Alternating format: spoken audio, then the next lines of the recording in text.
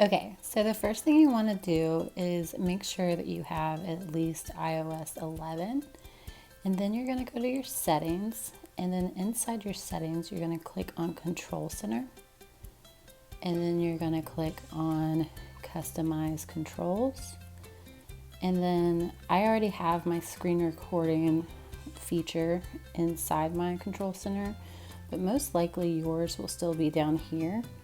So you want to click and drag, or you want to hit the plus sign, and then it will add it up here, and then you can just put it somewhere that you want to use it.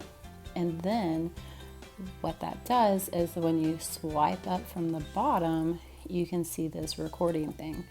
So since I'm recording this right now, you can see that it's red and that's recording. But in order to turn the microphone on, you want to press and hold on that, and you can see right here at the bottom it says microphone on.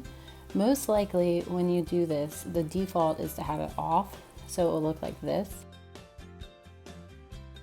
But since I'm using this right now, I have it on.